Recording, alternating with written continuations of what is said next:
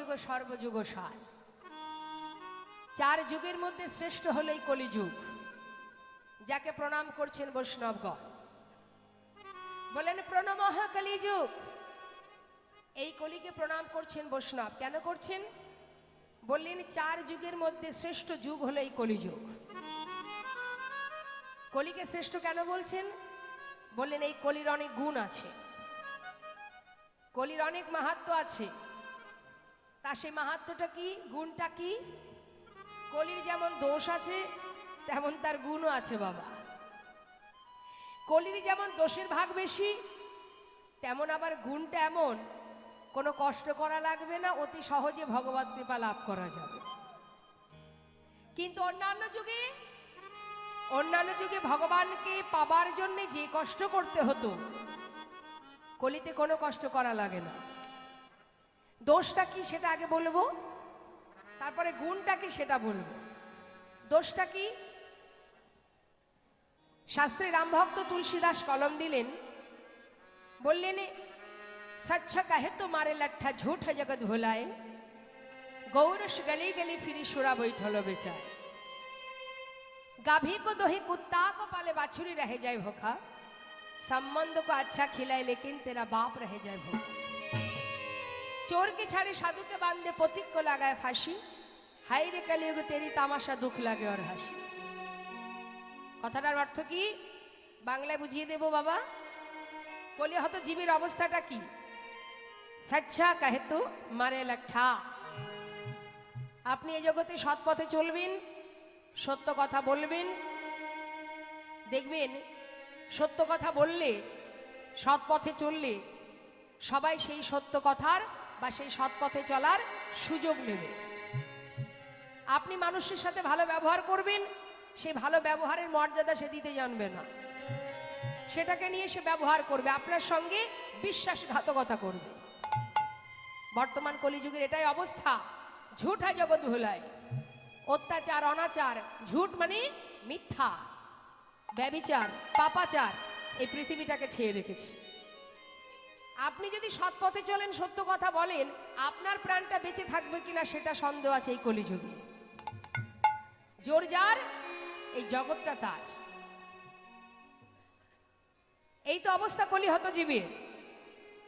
যারা সম্মানীয় ব্যক্তি তারা সম্মান পায় কলিযুগে। গুরুজনকে দেখলে শ্রদ্ধা ভক্তি করে বর্তমান ছেলে মেয়েরা। যারা মাতা পিতা, যারা গুরুজন, যারা সন্ন্যাসী, যারা সাধু, পথে চলবার সময় দেখবেন বর্তমান ইয়াং জেনারেশন বা অনেকেই আছে, সবার কথা আমি বলবো না, অনেকেই আছে যারা সাধুগুরু বৈষ্ণবকে দেখলে ব্যঙ্গ করে, ঠাট্টা করে, হরে কৃষ্ণ বলে। কিন্তু সেই সাধুর ধর্ম কি? সে কিন্তু যদি প্রকৃত সাধু হয় বাবা, সে কিন্তু মান করবে না, অভিমান করবে না, রাগ করবে না। সে কি বলবে? যাক, আমাকে দেখে তো তুই একবার বলেছিস, আবার যখন ফিরে আসবো আবার বলবি। এইভাবে বলতে বলতে এমন একটা দিন আসবে যেদিন এই নাম তোর মুক্তির কারণ হয়ে দাঁড়াবে। নিতাই গৌর হরি বল। নামের এমনই একটা মহিমা আছে, নামের এমনই একটা শক্তি আছে বাবা, তুমি যেভাবেই গ্রহণ করো না কেন, একটু একটু করে কিন্তু তোমার মধ্যে ভক্তি সঞ্চার হবে, তৈরি হবে। ইচ্ছাই হোক অনিচ্ছাই হোক, কাউকে ব্যঙ্গ করতেও হোক, শাস্ত্রে বললেন হেলাই বা শ্রদ্ধায় যে বা নাম লয়, ক্রমে ক্রমে কৃষ্ণ ভক্তির হয় উপজয়। যেভাবেই বলো না কেন, যেমন করেই বলো না কেন। কিন্তু কলিযুগের অবস্থা কি? পৃথিবীটাকে ছেয়ে রেখেছে অত্যাচার অনাচার ব্যভিচার দুরাচার। লক্ষ্য করে দেখবেন বাবা, যারা দুধ বিক্রি করে, গোয়ালা কাঁধে করে দুধের বাঁক নিয়ে দাঁড়ে দাঁড়ে যায়, মায়েরা বলুন, সবার বাড়িতে বাড়িতে, রাস্তায় রাস্তায়, গ্রামে গ্রামে, পাড়ায় পাড়ায়, অলিতে গলিতে গিয়ে দুধ বিক্রি করে। তো এখন না হয় অনেক যানবাহন গাড়ি ঘোড়া হয়েছে, কিন্তু তথাপিও দেখবেন গাড়ি করে হলেও তাকে নিয়ে দুধ নিয়ে এদিক ওদিকে ঘুরে ঘুরে দুধ বিক্রি করতে হয়, বাড়িতে বাড়িতে যেতে হয়। কিন্তু বাবা, যে দুধ বিক্রি করে তাকে কিন্তু দাঁড়ে দাঁড়ে ছুটতে হয়, আর যে মদ বিক্রি করে তাকে কি দৌড়াতে হয়? এই তো আমাদের অবস্থা। আমরা কি করি? সে যদি এখান থেকে 50 কিলোমিটার দূরে গিয়ে বসে বা কোনো গুহার মধ্যে গিয়ে বসে, আমাদের মতো সাধারণ কলির জীব আমরা সেখানে গিয়ে লাইন দিয়ে ভিড় করে বসে থাকি।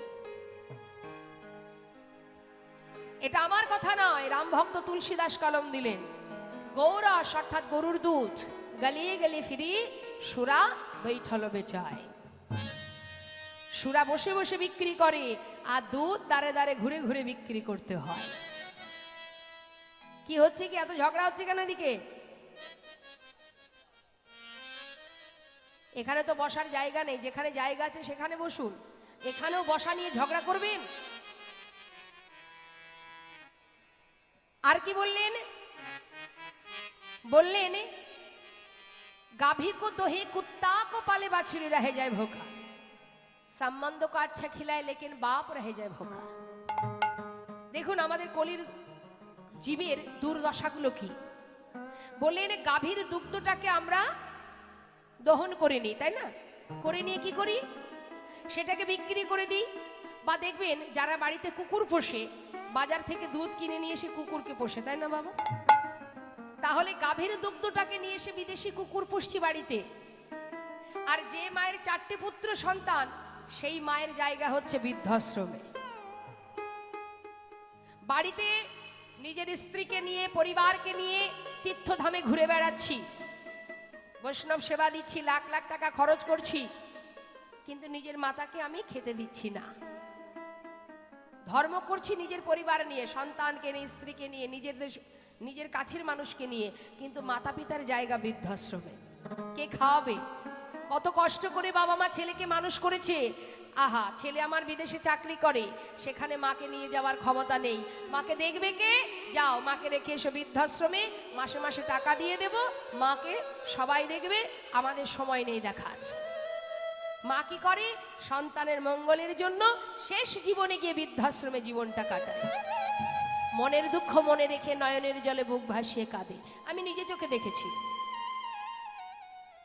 যে মা নিজে না খেয়ে দিন রাত এক করে সন্তান মানুষ করেছে।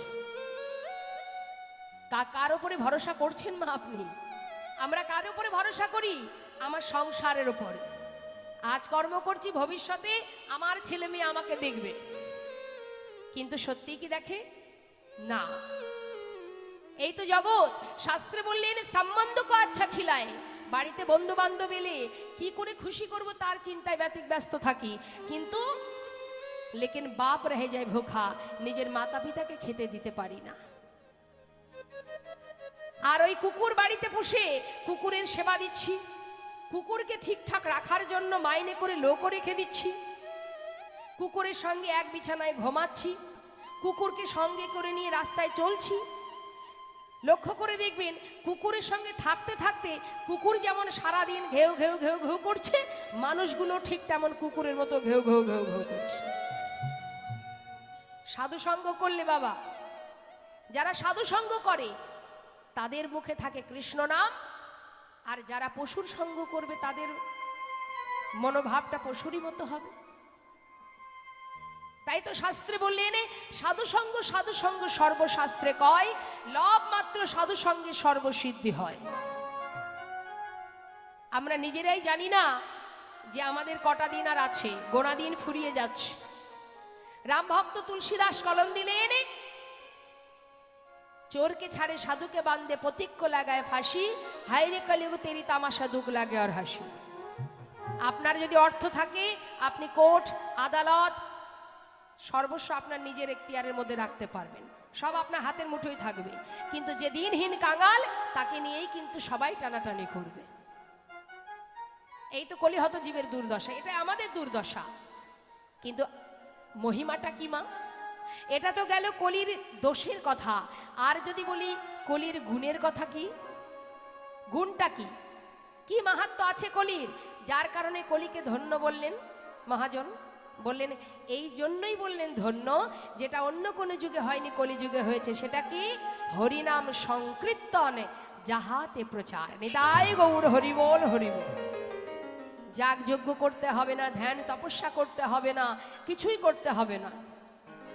শাস্ত্রে বললেন দান ব্রত তপ তীর্থ ক্ষেত্রাদি নাঞ্ছা যায় স্থিতা শক্তায় দেব মহাতং সর্ব পাপ হর শুভা রাজস্বই অশ্বমেধানাং জ্ঞান আধ্যাত্ম বস্তু ন আকৃষ্য হরিনামে স্থপিত সে সুনামেশু।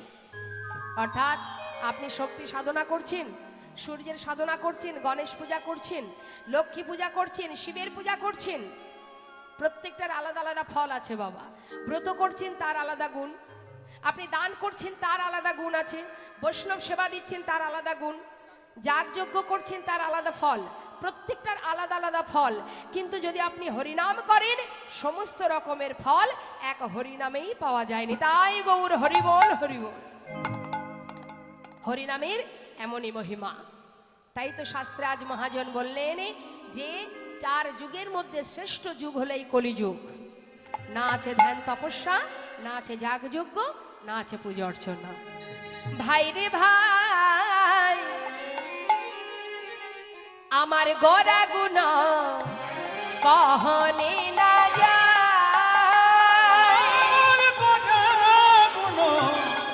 কহনে না কত শত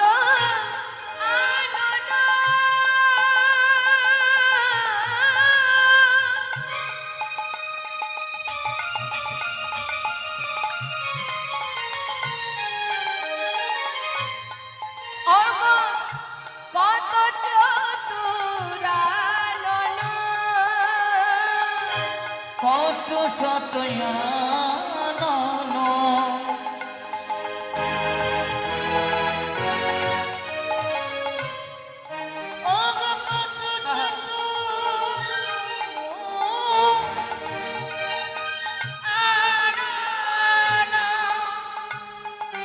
বরনিয়া ওরে নাহি পায়, বরনিয়া ওরে নাহি নানা বরনিয়া ওরে নাহি চতুর্মুখে যে নামে বলিতে না রে, চতুর্মুখে নামে বলতে না রে, চতুর্মুখে যে নামে বলিতে না রে, চতুর্মুখে যে নাম বলতে না রে, আমি এক বদনে কত বলবো, চতুর্মুখে যে নামে বলিতে না রে,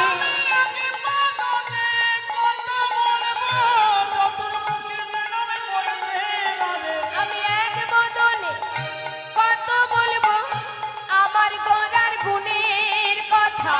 নিতাই গৌর হরিবল হরিবল, আমারে গোরার গুণের কথা, আমারে গোরার গুণের কথা, চতুর্মুখে যে নাম বলতে না রে, বরনিয়া ওরে নাই পায়, নানা বরনিয়া ওরে নাই পায়। যেটা বলে শেষ করতে পারবে না চতুর্মুখ ব্রহ্মা যিনি, যার 4 বদনে গোরা গুণের কথা বলে শেষ করতে পারেনি। আচ্ছা একটু হাত তুলে দেখান তো নবদ্বীপে কে কে গেছেন। নিতাই গৌর হরিবল হরিবল, খুব ভালো কথা। ওমা গৌর হরিকে দর্শন করেছেন? হ্যাঁ,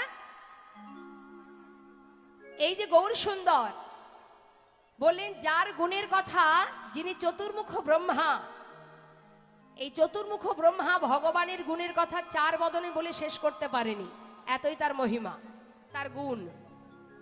আর যে মহাজন পদাবলী লিখছেন বলছেন আমি আর বলবো কত, সে কি বলে শেষ করা যায়? এমন দয়াল গৌরের গুণের কথা কত বলবো গো। প্রেমময় করুণাময় দয়াময় জীবের ঘরে ঘরে হরিনাম দিলেন। হে জীব, কলিযুগে আর কোনো ধর্ম নেই, প্রাণ ভরে বদন ভরে দুবাহু তুলে একবার হরিনাম কর।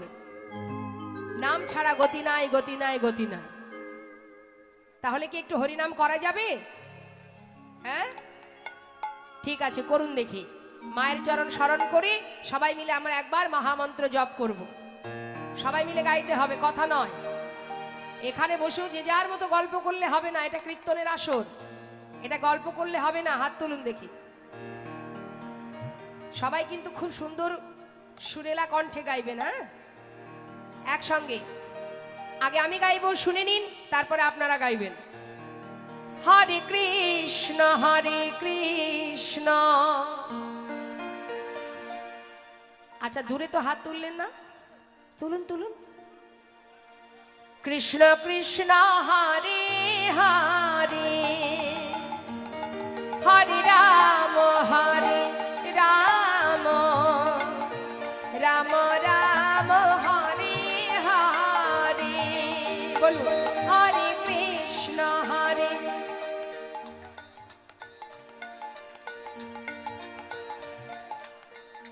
বাবা সুন্দর, এদিকে মায়েদের দিকে। আহা,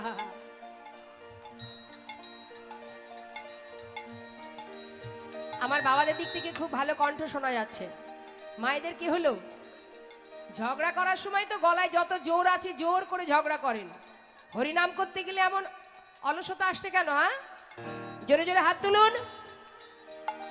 হরে কৃষ্ণ কৃষ্ণ কৃষ্ণ হরে হরে, হরে রাম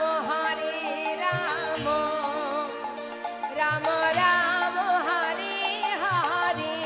বলুন হরে কৃষ্ণ হরে।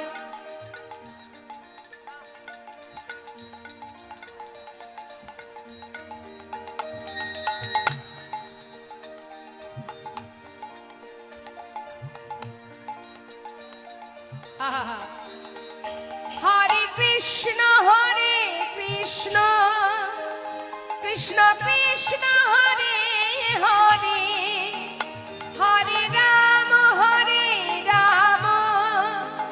রাম রাম হরে হরে, হরে কৃষ্ণ হরে। বাবা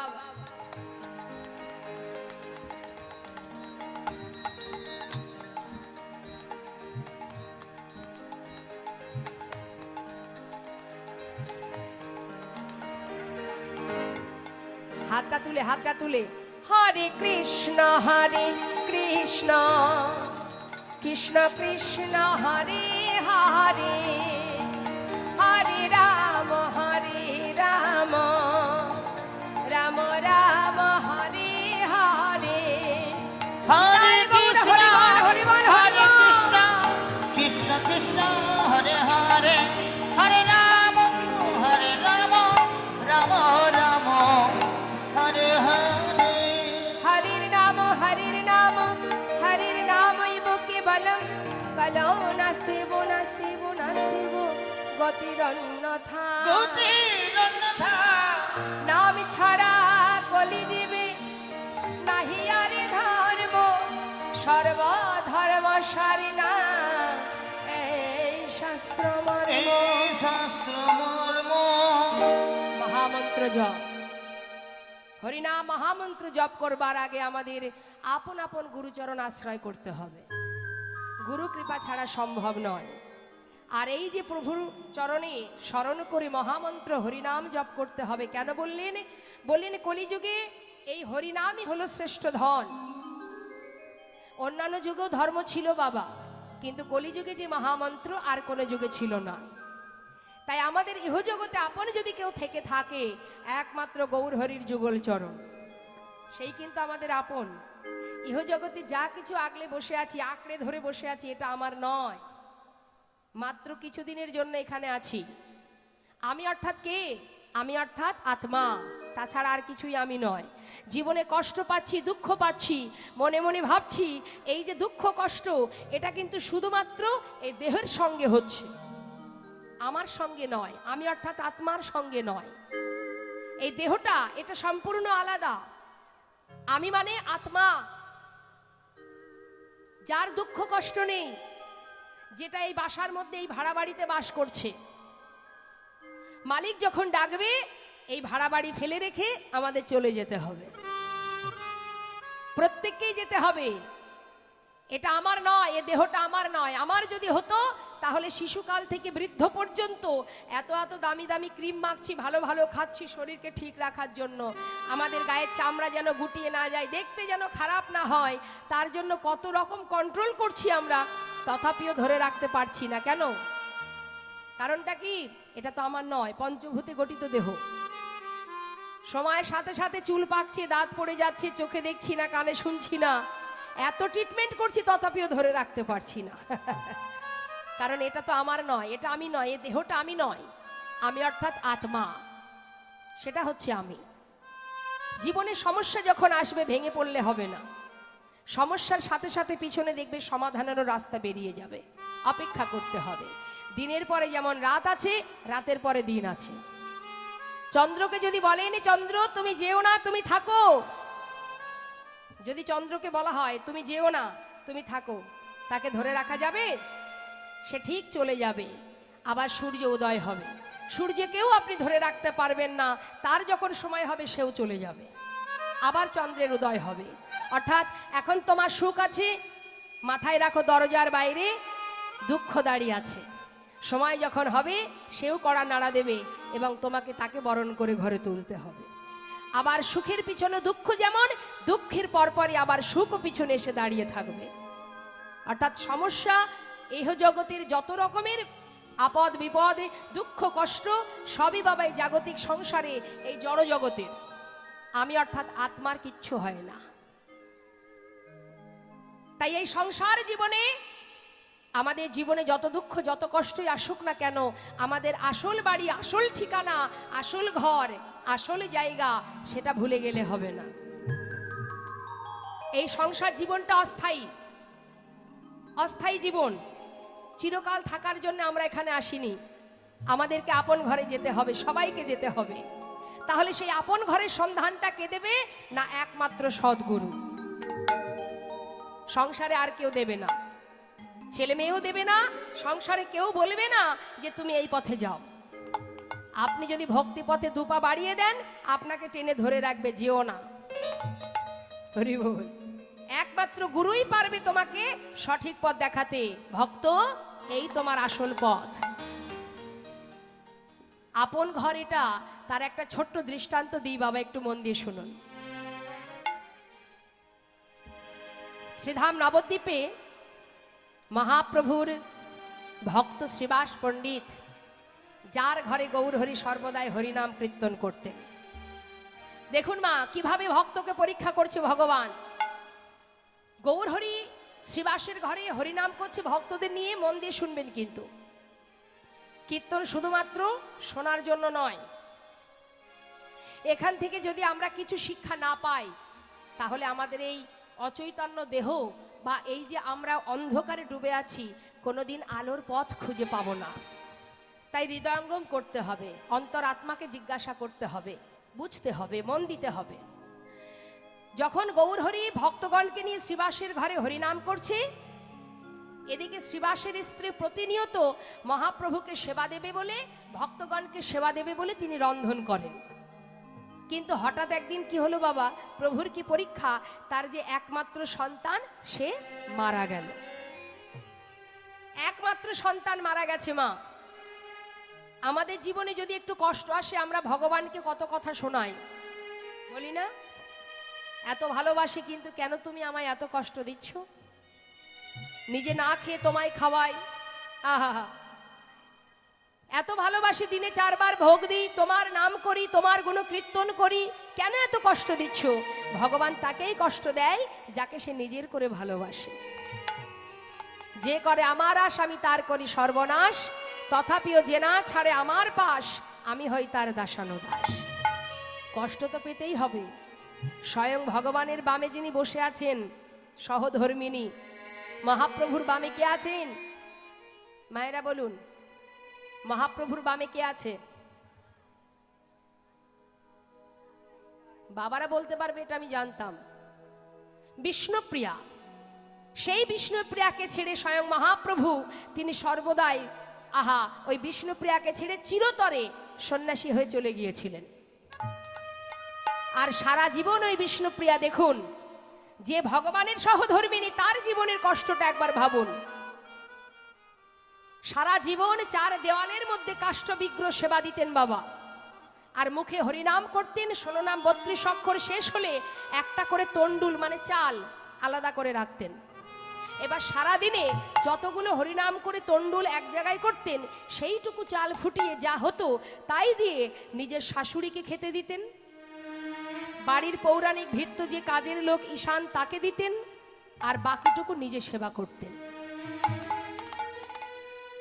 তাহলে সেবা যেটুকু করতো সেটুকু তার পেট ভরে যেত না, শুধুমাত্র প্রাণটা বাঁচিয়ে রাখার জন্য। কেন?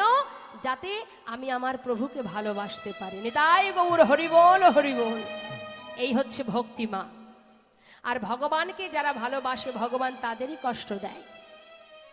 কেন না? এই জড়জগতের সমস্ত মায়ার বাঁধন কাটিয়ে তাকে নিজের করে টেনে নেওয়ার জন্য। এর আগের বছর আপনাদেরকে আর একটা লীলা শুনিয়েছিলাম, অগ্রদ্বীপের গোপীনাথ, আপনারা শুনেছিলেন। চিন্তা করুন, একে একে সংসার দিল, সংসার কেড়ে নিল, অবশেষে স্বয়ং ভগবান নিজে পুত্র হয়ে তার শেষ বাঞ্ছা পূর্ণ করেছিল। আজ দেখুন শ্রীবাসের ঘরের কি অবস্থা। মা সন্তান মারা গেছে, মৃত সন্তানকে কোলে করে নিয়ে কাঁদছে। ও মা, যার সন্তান চলে গেছে সেই মা জানে সন্তান হারা যন্ত্রণা। মৃত সন্তানকে কোলের মধ্যে করে নিয়ে যখন কাঁদছে, ঠিক সেই সময় ওই কান্না শুনেছে শ্রীবাস পণ্ডিত। কি ব্যাপার, কাঁদছে কেন? তাড়াতাড়ি করে পাশের ঘরে শ্রীবাস পণ্ডিত এসে দেখছে সন্তানকে কোলের মধ্যে করে নিয়ে তার স্ত্রী মালিনী কাঁদছে। শ্রীবাস পণ্ডিত জিজ্ঞাসা করছে, মালিনী তুমি কাঁদছো কেন? স্বামী, আমাদের একমাত্র পুত্র মারা গেছে। বলো তো স্বামী, যে ঘরে স্বয়ং ভগবান ভক্তদের নিয়ে হরিনাম করছে, সেই ঘরে আমার একমাত্র পুত্র, সে কি করে মারা গেল? প্রভু তো আমারই ঘরে আছে। বলো স্বামী, একমাত্র সন্তান আমায় ছেড়ে চলে গেছে, মা বলে ডাকার আর কেউ রইল না। শ্রীবাস পণ্ডিত বলছে, মালিনী কেঁদো না। কেন জানো?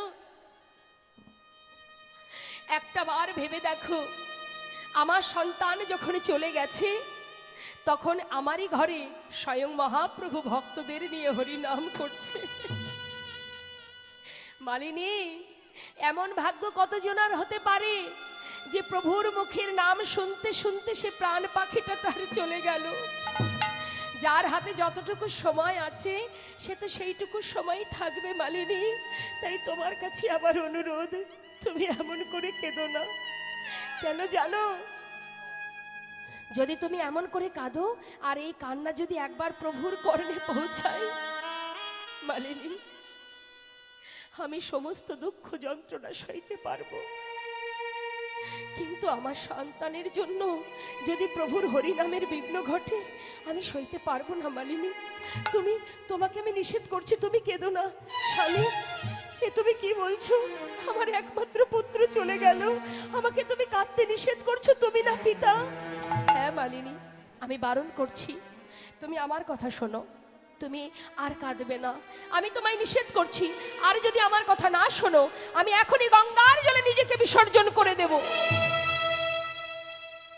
স্বামীর কথা লঙ্ঘন করতে পারলো না মা, পারলো না বাবা। কি করলো না? নিজের সন্তানকে কোলে করে নিয়ে বসে বসে কাঁদছে। আর এদিকে শ্রীবাস পণ্ডিত ধীরে ধীরে পাশের ঘরে এসে দাঁড়িয়েছে। পাশের ঘরে এসে মহাপ্রভুর সম্মুখে যেই না দাঁড়িয়েছে, গৌরহরি বলছে, শ্রীবাস তুমি কোথায় গিয়েছিলে? দয়াময়, একটু কাজ ছিল। বেশ, শোনো, আমরা সবাই মিলে হরিনাম করছি, তুমি নাম করবে না? হ্যাঁ প্রভু, চিন্তা করছি নাম যদি না করি তাহলে সন্তানের কথা মনে পড়ে যাবে, প্রভু বুঝতে পারবে আর তার হরিনামের বিঘ্ন ঘটবে। তাই কি করলেন মা, প্রভু নাম করছে দেখে সেও নামের মধ্যে ভিড়ে গেছে, যাতে প্রভু বুঝতে না পারে। নাম করছে, হরে কৃষ্ণ হরে কৃষ্ণ কৃষ্ণ কৃষ্ণ হরে হরে হরে রাম হরে রাম রাম রাম হরে হরে। হরে কৃষ্ণ কৃষ্ণ কৃষ্ণ হরে হরে হরে রাম রাম রাম হরে কৃষ্ণ হরে কৃষ্ণ কৃষ্ণ কৃষ্ণ হরে হরে হরে রাম রাম রাম হরে হরে হরে কৃষ্ণ কৃষ্ণ কৃষ্ণ হরে হরে হরে রাম রাম রাম হরে হরে হরে কৃষ্ণ হরে কৃষ্ণ কৃষ্ণ কৃষ্ণ হরে হরে হরে রাম রাম রাম হরে হরে হরে কৃষ্ণ কৃষ্ণ কৃষ্ণ হরে হরে হরে রাম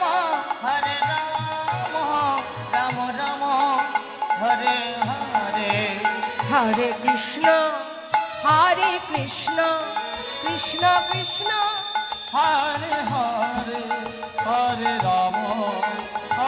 রাম রাম রাম হরে হরে হরে কৃষ্ণ কৃষ্ণ কৃষ্ণ হরে হরে হরে রাম রাম হরে হরে গৌরহরি কিন্তু সবই জানে মা, কিন্তু জেনে শুনেও তিনি কি করলেন, শ্রীবাসের সামনে গিয়ে বলছে, শ্রীবাস বলো দয়াময়, আজ জানি না তোমার ঘরে হরিনাম করে আমি কোনো সুখ পাচ্ছি না। কেন শ্রীবাস, কেন প্রভু, কি হয়েছে তোমার? জানি না, কিন্তু কেন জানি না আমি কোনো আনন্দ পাচ্ছি না শ্রীবাস। ও শ্রীবাস, একটা কথা জিজ্ঞাসা করব, বলো দয়াময়, বলি তোমার ঘরে কি কোনো অমঙ্গল হয়েছে? আহা, শ্রীবাস পণ্ডিত করজোড়ে বলছে, দয়াময় আমার ঘরে অমঙ্গল হবে কেন? যার ঘরে মঙ্গলময় হরে ভক্তগণকে সঙ্গে করে হরে নাম করে, তার ঘরে কি অমঙ্গল হতে পারে? বলো তার ঘরে কি অমঙ্গল হতে পারে? দয়াময়, যার ঘরে মঙ্গলময় কৃপাময় তার ভক্তদের নিয়ে হরি নাম করছে, তার ঘরে অমঙ্গল হবে কি করে? আমার ঘরে কোনো অমঙ্গল হয়নি দয়াময়। পাশে দাঁড়িয়ে এক ভক্ত বলছে, জানো গৌরহরি, শ্রীবাসের একমাত্র সন্তান একটু আগে মারা গেছে। শ্রীবাস, তোমার পুত্র মারা গেছে?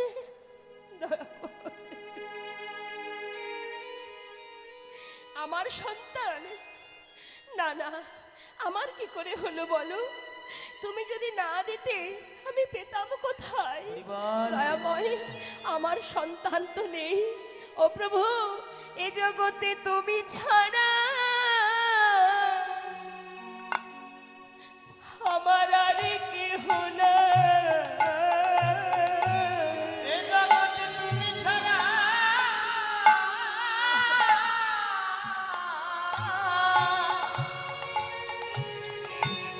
আমার আর কেহ না। তুমি আমার মাতা পিতা,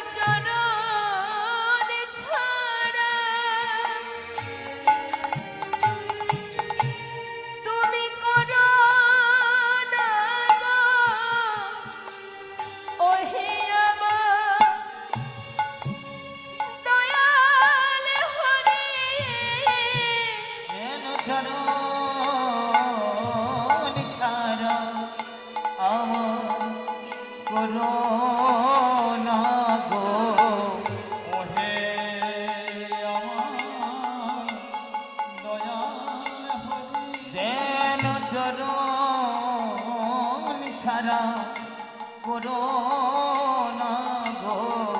ওহে আমার দয়ালারে, শুধু এ জন্মে নয়, জন্মে জন্মে তোমার ওই চরণে আমায় দাস করো। এ জন্মে না জন্মে জন্মে তোমার ওই চরণে দাস করো।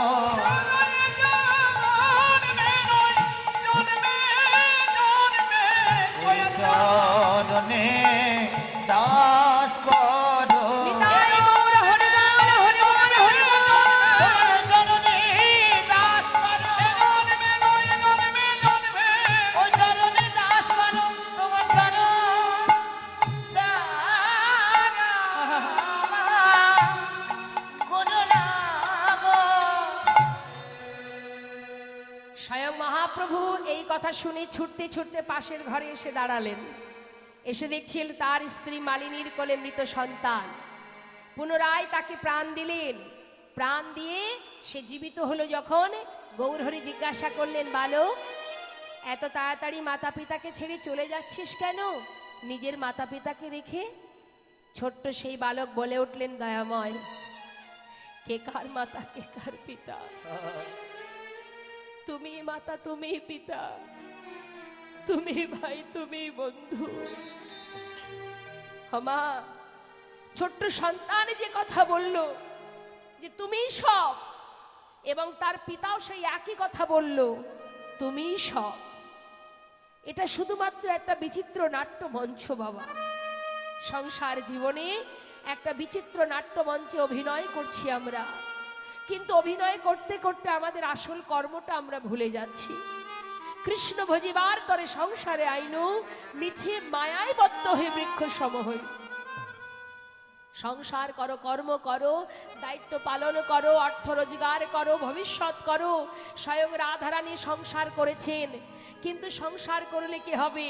তার মনটা সর্বদাই ছিল কৃষ্ণ চরণে। তাই তুমি সংসারে হাজার কাজ করো, কিন্তু এই মনটা যদি তুমি গোবিন্দ চরণে রাখতে পারো, এক জনমে না হোক একটু একটু করে যদি প্রতি জনমে প্রয়াস করি, চেষ্টা করি, একদিন না একদিন আমরা গোবিন্দের চরণের কৃপা পাবই। নিতাই গৌর হরি হরি বল।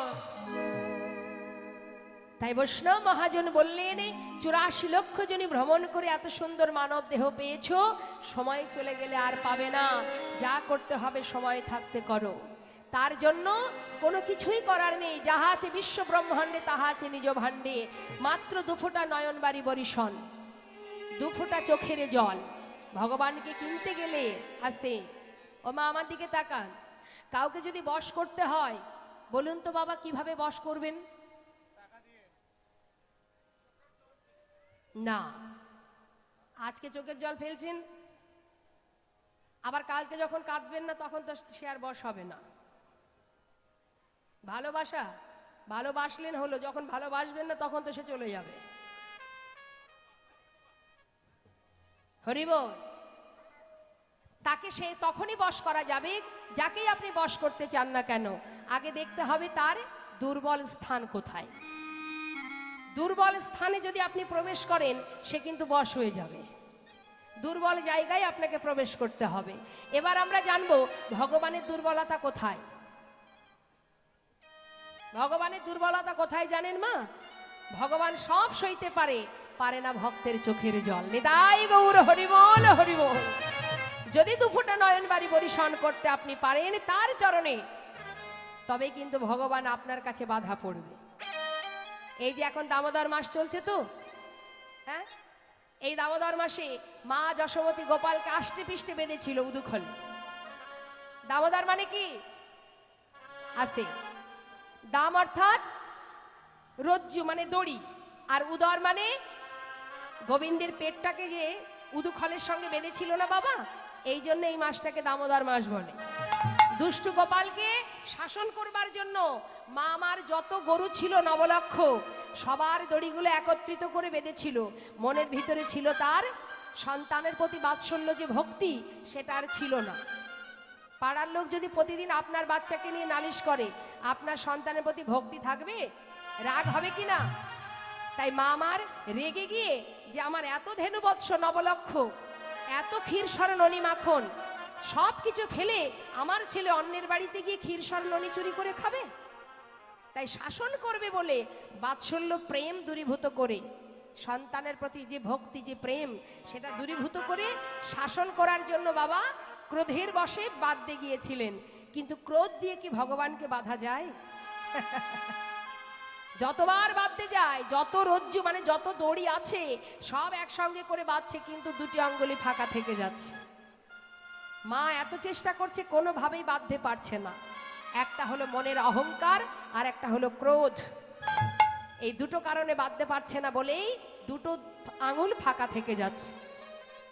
বারবার চেষ্টা করার পর যখন মা হেরে গেলেন, পরাজিত হলেন, হয়ে ছেলের কাছে করজোড়ে বলছে, গোপাল আমি হেরে গেলাম বাবা তোর কাছে, আমি তোকে বাঁধতে পারছি না। এই যেই মায়ের চোখে জল দেখেছে, ছুটে গিয়ে মাকে জড়িয়ে ধরেছে। জড়িয়ে ধরে বলছে, মা কে বলেছে তুমি বাঁধতে পারোনি? এই তো আমি তোমার কাছে চিরতরে বাধা পড়ে আছি। নিতাই গৌর হরিব। তাই ভগবানকে বাঁধতে গেলে মাত্র দুফোঁটা নয়ন বাড়ি বরিশন, আর কিচ্ছু লাগবে না। শুদ্ধ ভক্তির প্রয়োজন। তার জন্য বিদ্যা বুদ্ধি জ্ঞান তন্ত্র মন্ত্র কিছুরই জানার দরকার নেই বাবা। শুদ্ধ যদি ভক্তি থাকে, পবিত্র ভক্তি থাকে, আপনি তাকে নিজের কাছে সর্বদাই পাবেন। তার সুন্দর দৃষ্টান্ত স্বরূপ মহাজন বললেন, বেদ বিদ্যা দুহু কিছু নাহি জানত, বেদ বিদ্যা দুহু কিছু নাহি জানত। এই ঘর কলিকালে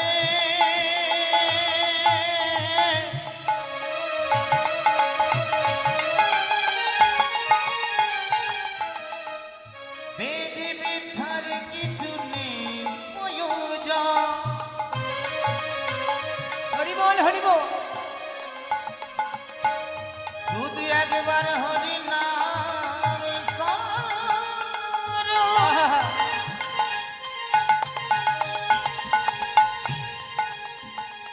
তোমার জীবনে জানা আর রবে না।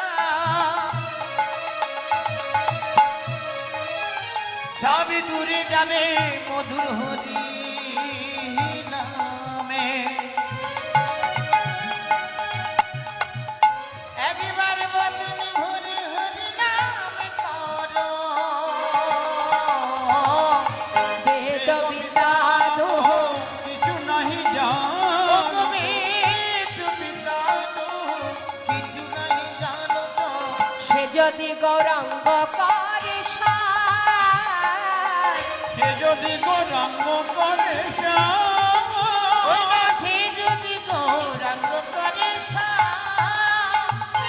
নয়নানন্দেতে ভনে সেই তো সকলে ঠাকুর জানে। নয়ন নন্দেতে ভনে সেই তো সকলেই জানে।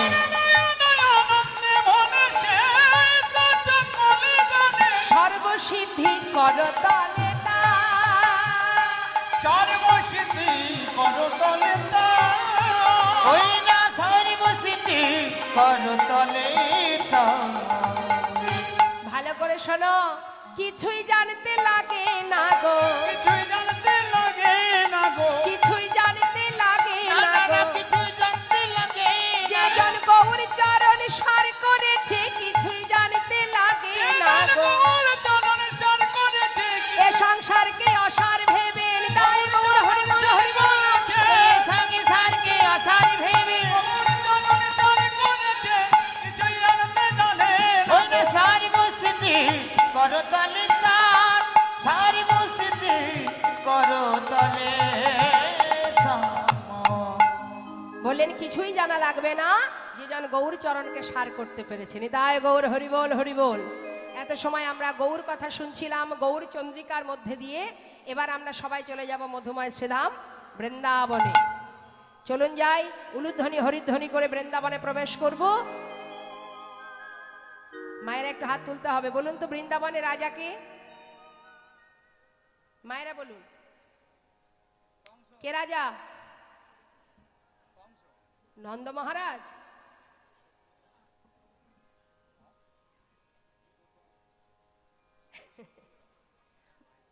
কংস, বৃন্দাবনের রাজা কে? আচ্ছা ঠিক আছে, আরেকটুখানি বুঝিয়ে বলি। বৃন্দাবনে কি নাম চলে সবার মুখে মুখে? তাহলে রাজা কে? কংসও নও, ওই নন্দ মহারাজও নয়, কেউই নয়, কৃষ্ণও নয়, কৃষ্ণও রাজা নয়। কৃষ্ণকে যদি আপনি রাধা জপ করতে পারেন, রাধা নাম জপ করতে পারেন, রাধাকে ভালোবাসতে পারেন, রাধারানী হলেন আশ্রয়, আর গোবিন্দ হলেন বিষয়। আশ্রয়কে ঠিকঠাক আশ্রয় করলে বিষয় পাওয়া যায়। জিজ্ঞাসা করবো বলছেন? আচ্ছা বাবা, খুব ভালো কথা। আস্তে, কি বলছেন?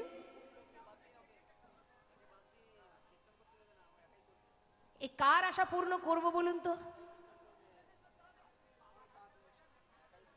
বাবা? আমি একটা কথা বলি, কীর্তনের মধ্যে এটা করবেন না ওটা করবেন না বলতে নেই, হ্যাঁ? কেন আপনি জাননি তার জন্য বলছেন? আপনি গিয়েছেন? তাহলে সমস্যা কোথায়? দেখি হাত তুলুন, কে কে গেছেন দেখি। বিদায় গৌর হরিবল হরিবল হরিবল। চলুন যাই, সবাই মিলে উরুধ্বনি হরিধ্বনি করে রাধা নাম জপ করতে করতে আমরা বৃন্দাবনে যাব। হ্যাঁ, বৃন্দাবন ধাম অপার, জপে যা রাধে রাধে।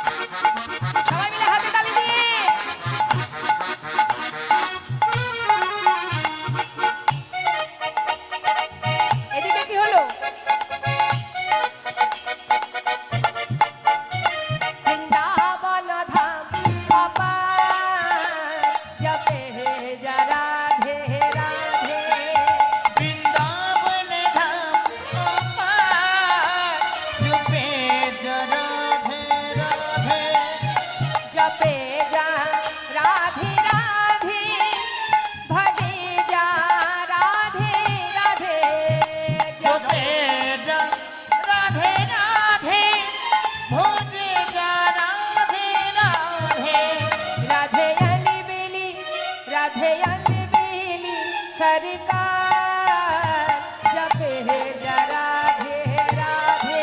ओ राधे अलबेली, राधे अलबेली, राधे अलबेली, सरकार जपे जा राधे राधे।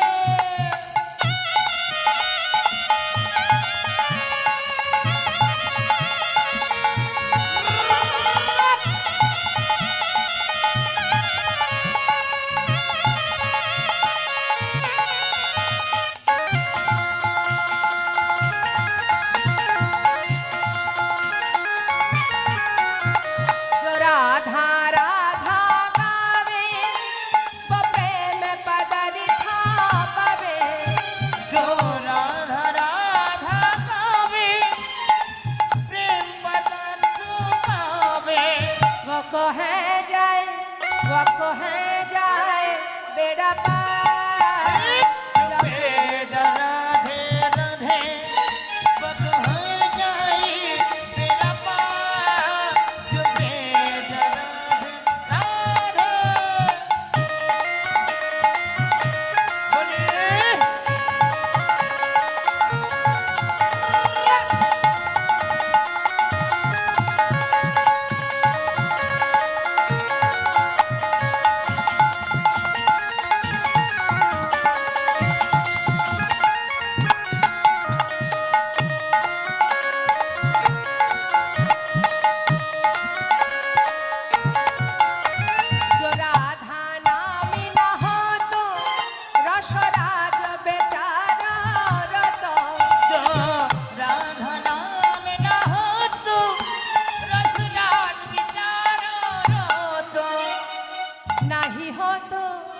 नहीं होता कृष्ण अवतार। जपे जा राधे राधे,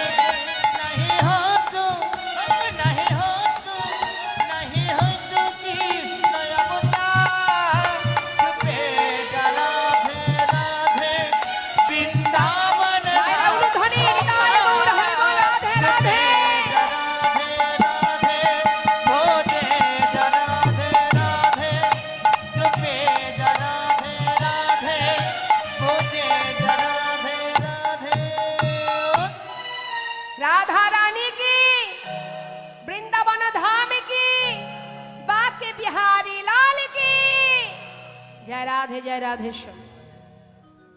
ভগবান কৃষ্ণচন্দ্র আমার